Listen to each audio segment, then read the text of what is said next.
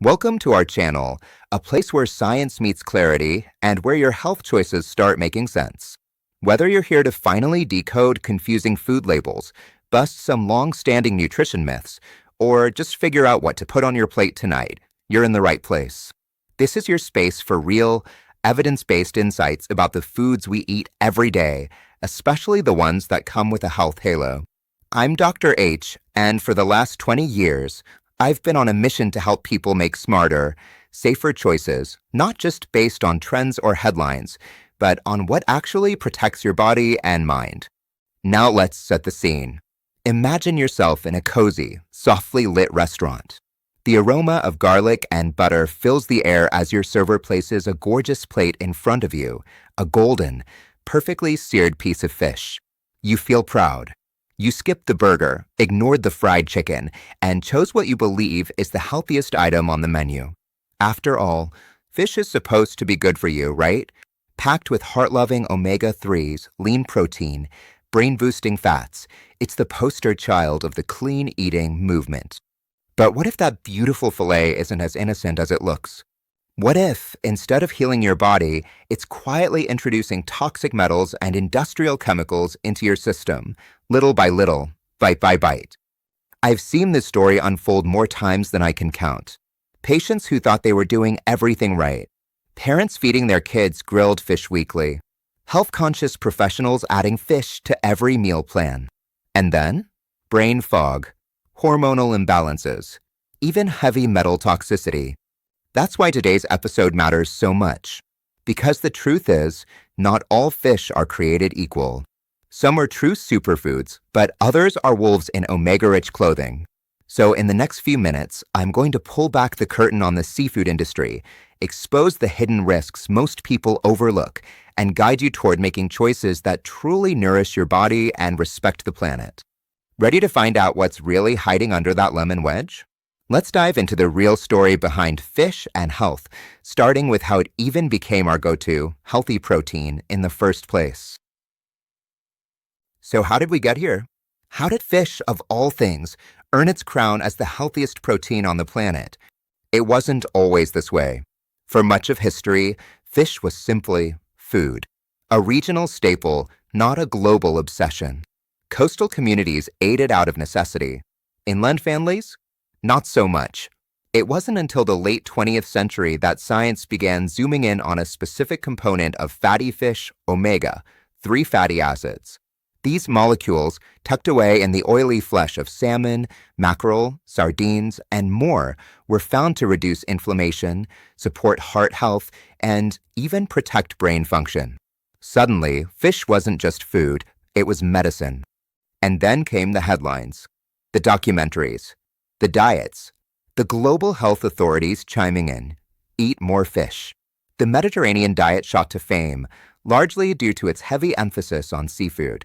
Doctors began prescribing salmon like it was a supplement.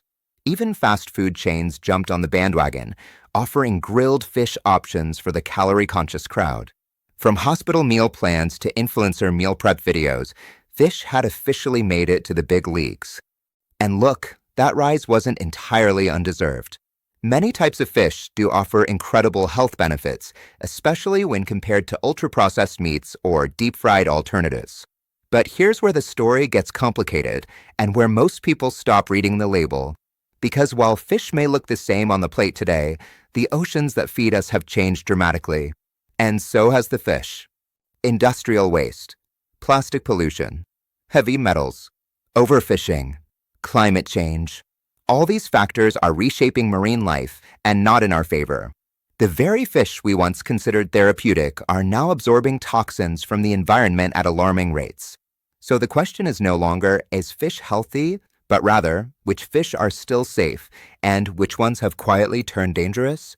And the only way to answer that is by peeling back the layers beyond the headlines, beyond the nutrition labels, and diving deep into what's actually lurking inside that tender, flaky fillet. Because if we want to protect our health and our environment, we can't afford to romanticize what fish used to be. We have to deal with what it's become. And to do that, we need to look below the surface, literally. Because the next part of our journey reveals a troubling truth about modern seafood. It's not just what nutrients fish give you, but what hidden contaminants they carry with them. So let's take a deeper dive into what's swimming beneath that shimmering skin and why the fish you eat today might not be as clean as you think. At first glance, fish still seems like the same clean, wholesome protein we've always known. Silky silver skins, crisp white flesh, nutritional labels that boast of lean protein and heart-healthy fats. But beneath that pristine exterior lies a story few people want to talk about, and even fewer truly understand. Because here's the thing, the fish we eat today doesn't come from the same oceans, the same rivers, or even the same ecological systems our grandparents relied on.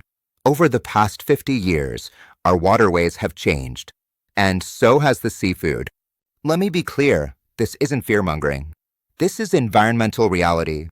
Today's oceans are under siege. Industrial runoff pours heavy metals into the water. Agricultural waste seeps in, carrying pesticides and hormones. Entire coastlines are choked with microplastics. And fish, by nature, don't have the luxury of filtering any of that out. They absorb it. They store it. And when you eat them, those toxins enter your body too. We're not just talking about pollution in theory, we're talking about contamination in practice. Methyl mercury, polychlorinated biphenyls, PCBs, dioxins. These aren't just scary-sounding science terms. They're real, they're toxic, and they're being found in fish sold in supermarkets and restaurants around the world. And what's worse, many of these contaminants are bioaccumulative. That means they build up over time, not just in fish, but in your body. You might not notice the effects after one meal, or even 10. But month after month, year after year, they can quietly sabotage your health from brain fog and immune dysfunction to reproductive issues and even cancer.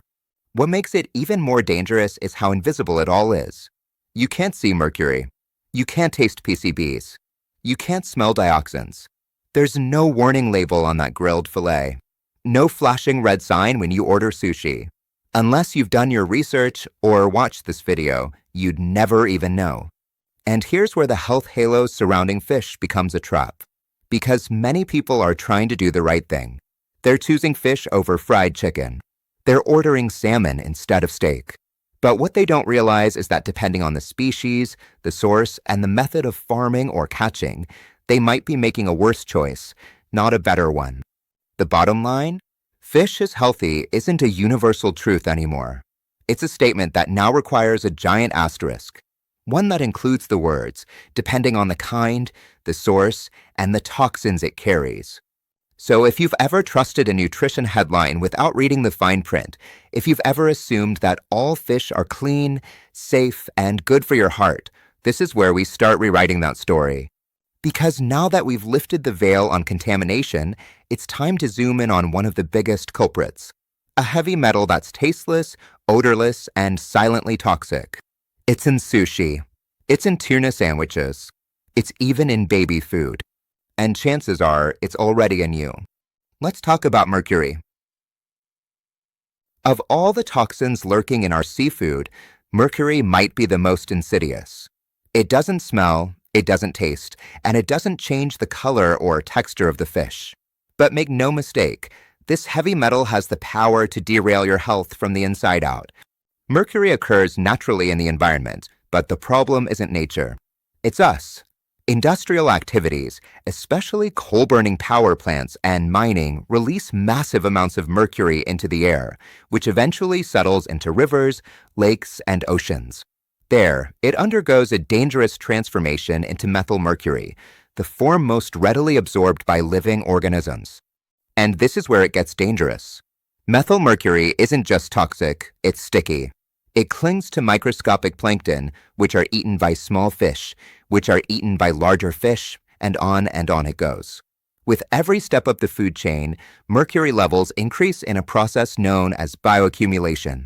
By the time it reaches large predatory fish like tuna, swordfish, or king mackerel, the mercury concentration can be hundreds, sometimes thousands of times higher than in the surrounding water. And when you eat those fish, you become part of that chain. In the human body, methylmercury crosses every barrier designed to protect us.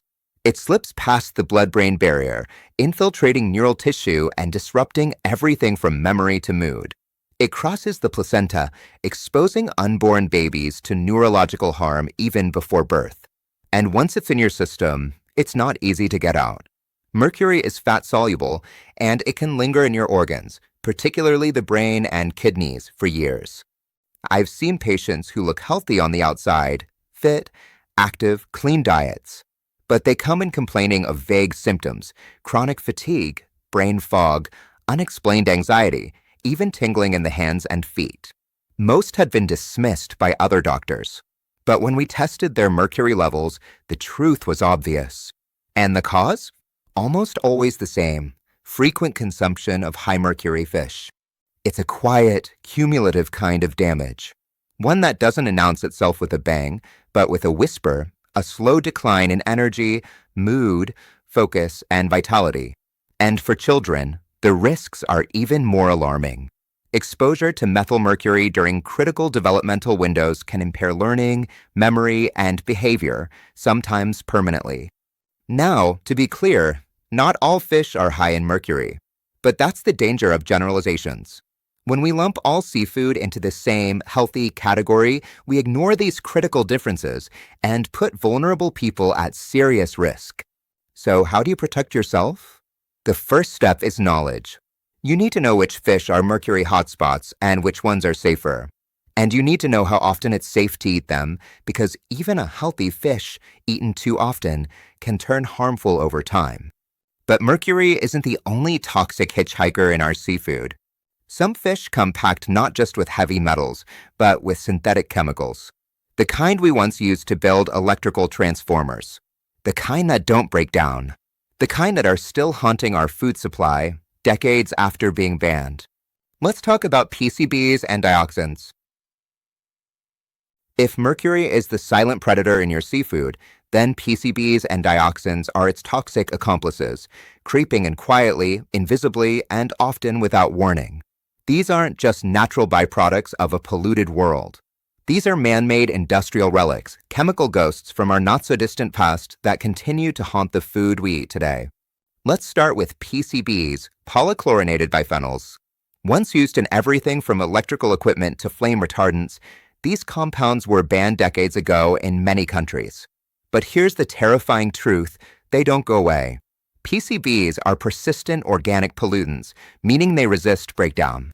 Once released into the environment, through manufacturing, incineration, or careless disposal, they settle into sediments, get absorbed by algae, and start working their way up the food chain.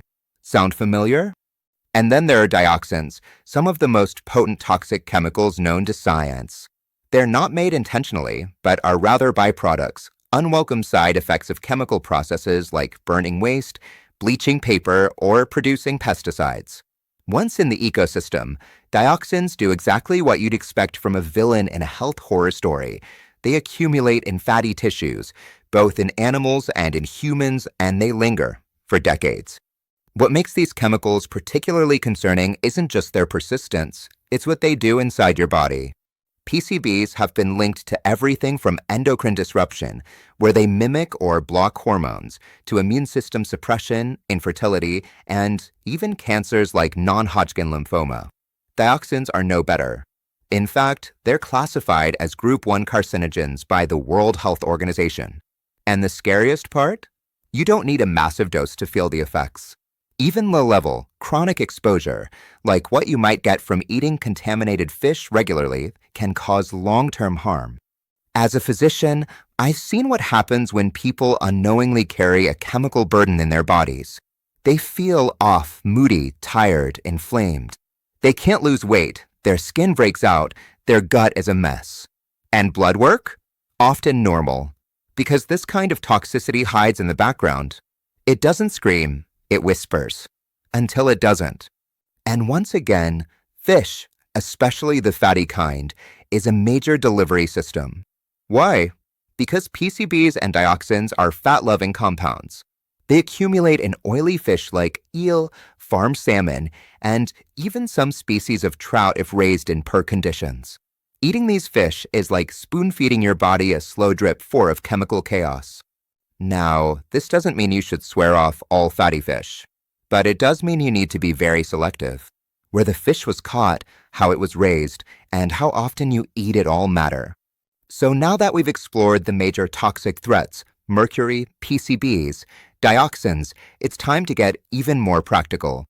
Which fish, specifically, are the worst offenders? Which ones do I, as a doctor, tell my patients to avoid entirely?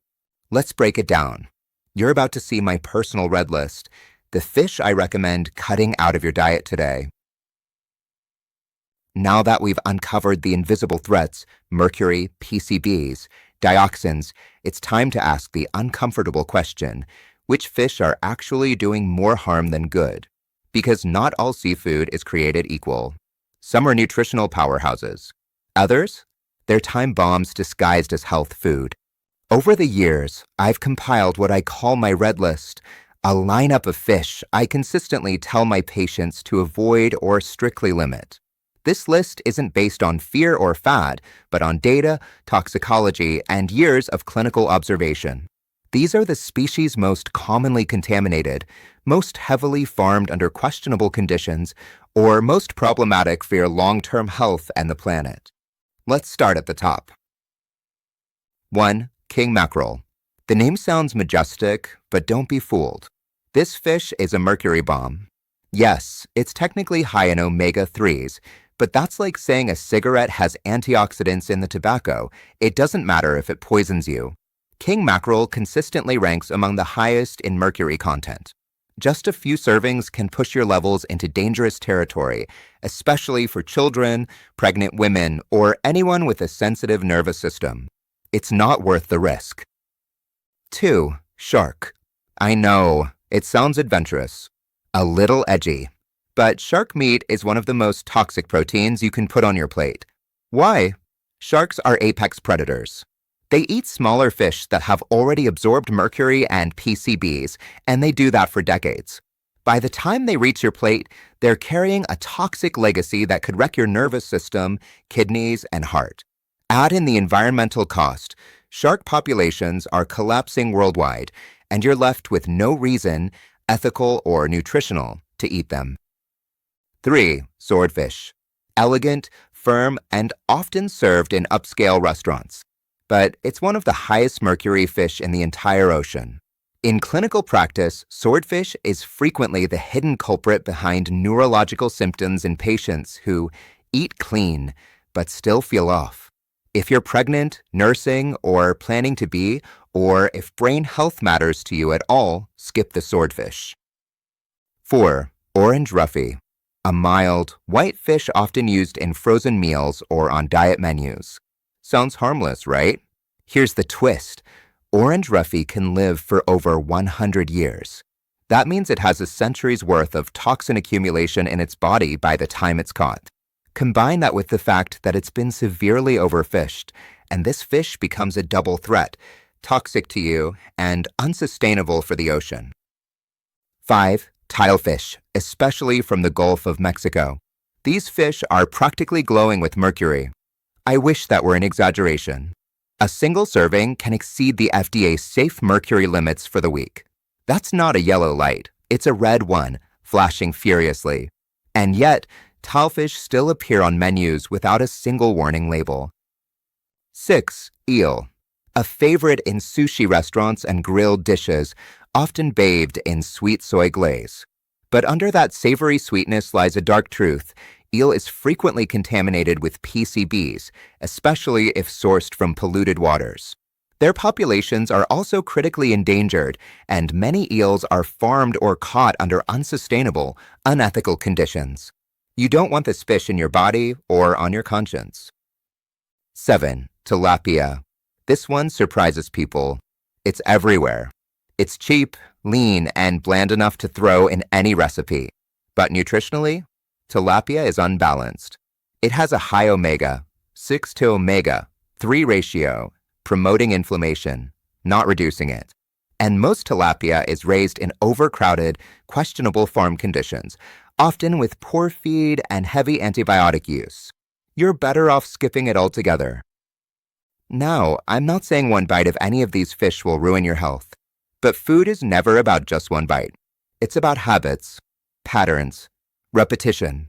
And if you're regularly eating from this list, especially without knowing the risks, you could be slowly undermining your health while thinking you're doing everything right. The good news? There's a flip side. A list of fish I wholeheartedly recommend for their clean nutrient profiles, low toxin levels, and responsible sourcing. And that's where we're headed next. Let's leave the red list behind and talk about the real heroes of the sea, the fish that truly deserve a spot on your plate. After walking through that red list, you might be feeling a little overwhelmed or even discouraged. And I get it. It's not easy learning that something you thought was healthy could be silently sabotaging your body. But here's the good news. Not all fish are dangerous. In fact, some are downright medicinal, packed with nutrients, low in contaminants, and harvested in ways that support the planet rather than harm it. I call these fish the ocean's superstars. They're the ones I recommend to my patients, serve at my own table, and eat with full confidence. So let's reset the tone and shift from fear to empowerment. These are the fish that deserve a spot on your plate, not just occasionally, but regularly. Let's begin with the gold standard, wild-caught Alaskan salmon. Not to be confused with farmed salmon, which often comes with higher levels of PCBs and questionable feed, Alaskan salmon is a different story altogether. Caught from cold, clean waters under some of the world's most sustainable fishing regulations, it's rich in omega, 3 fatty acids, high-quality protein, vitamin D, selenium, and B vitamins. I recommend it to almost everyone, from pregnant women to people recovering from chronic inflammation. It supports heart health, brain function, mood stability, and even hormone balance. For me personally, it's a weekly staple. Next up, sardines. Small, humble, and incredibly powerful. Because they're low on the food chain, sardines don't accumulate mercury the way larger fish do. Even better, you typically eat them whole, bones and all, making them an excellent source of calcium, which is critical for bone health. They also contain vitamin B12, vitamin D, and potent anti-inflammatory fats. Plus, sardines reproduce quickly and are caught using eco-friendly methods, making them one of the most sustainable seafood choices out there. Another underrated gem, anchovies. These tiny fish pack a major nutritional punch. Just a few fillets can boost your intake of omega-3s, B12, and even iron. They're low in mercury, widely available, and incredibly versatile, whether you're tossing them on salads, blending them into sauces, or using them to add umami to a stir-fry. If you've never cooked with anchovies before, I urge you to try. It's a simple way to upgrade your nutrition without overhauling your diet. Now let's talk about a surprise star, U.S. farmed rainbow trout. I know what you're thinking, didn't we just criticize farmed fish? Yes, but not all fish farming is equal. In the U.S., rainbow trout is raised in freshwater systems with strict oversight, clean environments, and responsible feeding practices. The result? A fish that's low in contaminants, high in lean protein, and surprisingly affordable. If you're looking for a safe, mild-flavored fish that the whole family will enjoy, rainbow trout is a go-to. For white fish lovers, Pacific cod is a fantastic option.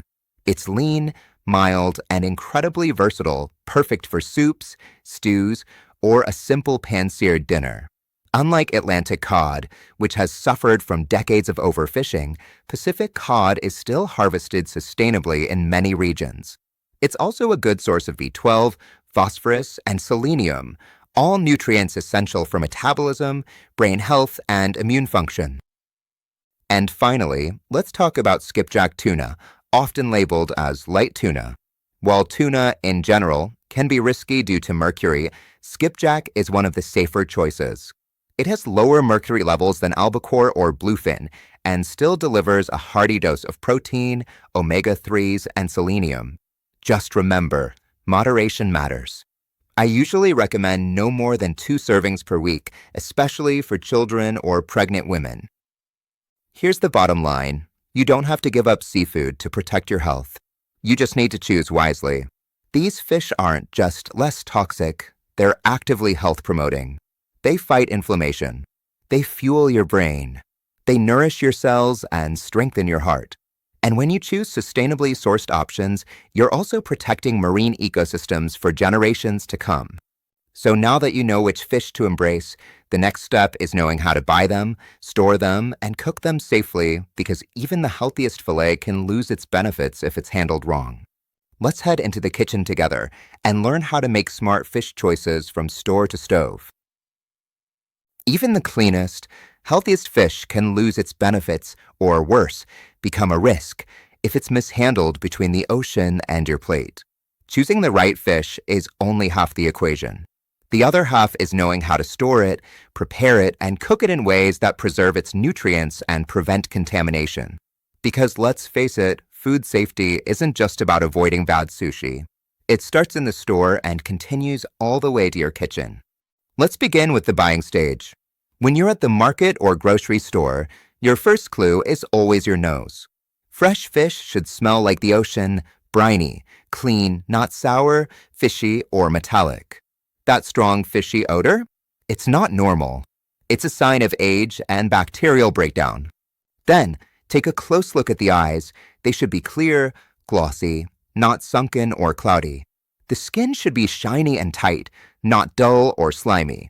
If you're buying fillets, watch out for dark spots or a rainbow sheen, both signs of oxidation. And always check for moisture. Dry fillets? That fish has been sitting out too long. Now, sustainability matters too. Look for trusted certification labels like MSC, Marine Stewardship Council, or ASC, Aquaculture Stewardship Council.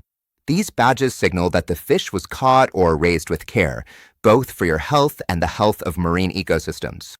Once you've got your fish home, timing becomes everything. If you plan to eat it within 1 or 2 days, store it in the coldest part of your fridge, ideally at or below 4 degrees Celsius, 39 degrees Fahrenheit. Place it on a plate, cover it loosely with plastic wrap or parchment paper, and keep it away from other raw foods. If you won't be cooking it within 48 hours, freeze it immediately. Wrap it tightly in freezer paper, foil, or vacuum seal it to prevent freezer burn. The faster it freezes, the better it retains its nutrients and texture. Now let's talk thawing, because this is where a lot of people make mistakes. Never thaw fish at room temperature. Ever. This invites bacteria faster than you think. Instead, move it to the fridge the night before, or use the cold water method. Seal the fish in a leak-proof bag and submerge it in cold water, changing the water every 30 minutes. It's quick, safe, and preserves the delicate texture of your fish. And finally, cooking. You don't need to overdo it. In fact, overcooking destroys omega-3s and dries out the flesh.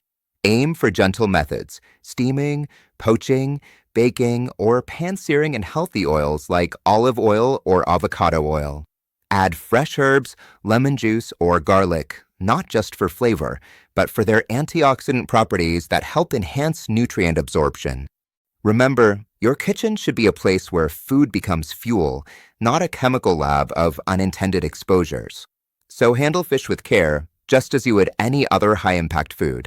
Because done right, fish isn't just a meal, it's a form of medicine. And now that you know how to choose it, store it, and cook it, let's clear the air on something else that confuses a lot of people, those common myths about fish that just won't die. It's time to separate fact from fiction and bust some of the biggest seafood lies out there. By now, you've probably realized that seafood is more complicated than just eat more fish. But let's take it one step further, because a lot of what we think we know about fish is flat out wrong. Let's start with the big one. Fish is always healthy. False. That's like saying all vegetables are healthy, even the ones sprayed with pesticides or rotting in the fridge. Fish can be incredibly healthy, but it can also be contaminated, inflammatory, or environmentally destructive. It all depends on the type, source, and preparation. A grilled piece of wild-caught salmon? Health food. A deep-fried slab of mercury-laden king mackerel? Not so much. Here's another myth I hear constantly. Tilapia is fine because it's lean and low in fat. Technically, yes, it's low in fat. But what kind of fat matters? Tilapia has a high omega, 6 to omega, 3 ratio, which can promote chronic inflammation, the root of many modern diseases. Add in the fact that most tilapia are farmed in poor conditions with questionable feed and excessive antibiotics, and you're looking at a food that's far from clean. Now this one's tricky. Farmed fish is all bad. Nope, not entirely true. While many fish farms are irresponsible and produce low-quality, toxin-laden seafood, there are exceptions. For example, U.S. farmed rainbow trout is raised in clean freshwater systems under strict regulations. It's low in contaminants and high in quality. So don't write off all farmed fish, just be selective and look for certification labels and country of origin. And here's one more. If it's sold in a store or served in a restaurant, it must be safe. I wish that were true, but sadly, food safety regulations don't always catch up with environmental science. Some of the highest mercury fish in the ocean, like swordfish, tilefish, or shark, are still served in restaurants without a single warning on the menu.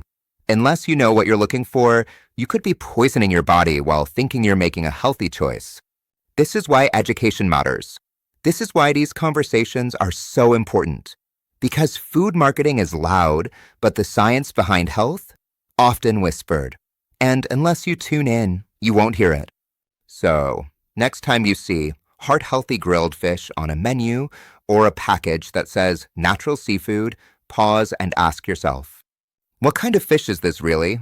Where did it come from? And what's swimming inside it besides nutrients? Because when you start asking better questions, you make better choices. And better choices lead to better health for you and for the oceans we all depend on. Now, before we wrap up, I want to share something personal with you.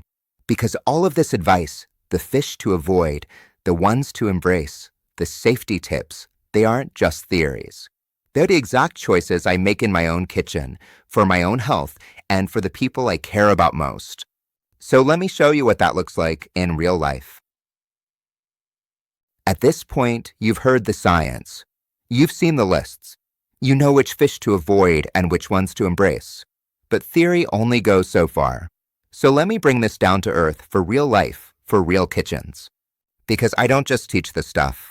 I live it. As a doctor, a father, and someone who's spent 2 decades diving into the intersection between food and human biology, I take my own advice seriously. What I put on my plate matters, not just for longevity, but for how I feel every single day. And if there's one thing I've learned, it's this. When you eat the right fish, regularly and mindfully, the impact is profound. So, what does that look like in my routine? For starters, sardines are a staple in my home. I eat them 2 to 3 times a week, usually packed in olive oil, sometimes added to salads or grain bowls. They're small, low in mercury, and packed with omega-3s, calcium, and B12. They're also shelf-stable, affordable, and ridiculously nutrient-dense. Then there's wild-caught salmon, preferably from Alaska. It makes an appearance at least once a week, sometimes grilled, sometimes baked with herbs and lemon. It's my go-to when I need an anti-inflammatory boost or when I'm feeling mentally drained. It's like brain food in its purest form. Rainbow trout and Pacific cod rotate in every few weeks. Trout is mild and kid-friendly. Cod is versatile, lean, and excellent for lighter meals.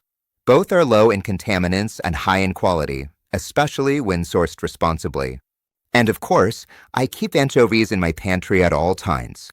I add them to dressings, sauces, and yes, sometimes I eat them straight with crackers and a squeeze of lemon.